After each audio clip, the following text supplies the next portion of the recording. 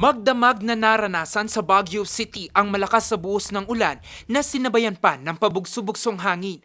Ang mga pag-uulang ito mula pa noong linggo nagdulot naman ng baha sa ilang parte ng lungsod.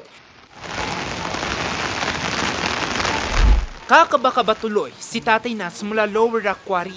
Pinasok na kasi ng abot tuhod na tubig na baha ang kanilang bahay. Ngayon, hanggang tuhod yan. Mga 3 araw na, pang 3 araw na ngayon. Lahat, yung mga jacket namin na binibinta namin yan, tinataas namin. Kasi para hindi mabasa.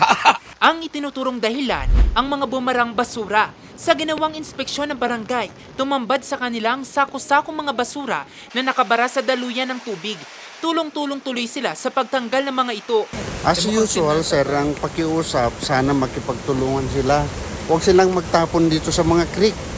Yun, sinasabayan kasi nila, sir, kahit anong abiso natin sa mga kabarangay natin, hindi natin maiwasan niya yun, sir. Kaya ganito, tulong-tulong na lang muna kami, huwag lang bumaha dito sa barangay. Nagmistulang lawari ng bahagi ng Baguio Bawang Road sa barangay Irisan. Ayon sa DPWH Baguio District Engineering Office, umabot sa 0.80 meters ang lalim ng tubig. Humupa na rin ito kalaunan.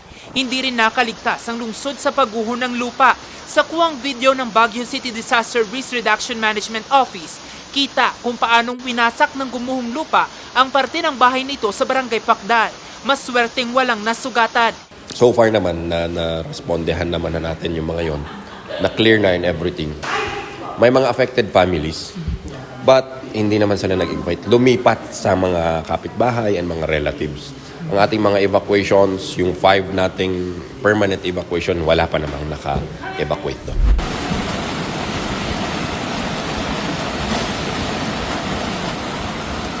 Sapul din sa video ang pagguho ng malalaking tipak na bato sa viaduct tunnel ng Cannon Road. Agad namang nagsagawa ng clearing operations sa lugar. Humambalang din sa kalsada ang malaking bulto ng lupa't bato sa Camp 5 Cannon Road. Makapal na putik din ang bumalot sa view deck sa Camp 8. Agad ding nagsagawa ng clearing operations. Noong Martes pa, sinara sa mga motorista ang Cannon Road. We will try to pasyal din later on. Since Tuesday, sarado na siya. Pero tuloy-tuloy kasi, although yung nakasara is sa bandang Tuba, meron sa malapit sa ating view deck ng BCPO, may police station, may view deck, may mga nahulog na mga bato. Sa ngayon, nananatiling nakataas ang full alert status sa buong lungsod upang matiyak ang kaligtasan ng lahat. Jose Robert Inventor, Nation on the Move!